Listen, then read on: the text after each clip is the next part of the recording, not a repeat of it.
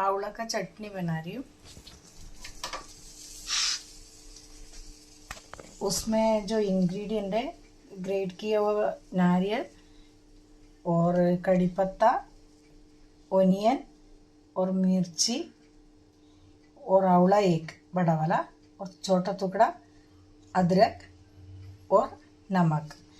और तीखा का हिसाब से आप मिर्ची ले लो और नमक भी आपका जो टेस्ट के हिसाब से। अभी इसका कच्चा ही आंवला यूज़ करते हैं। നെല്ലിക്ക ചമ്മന്തി,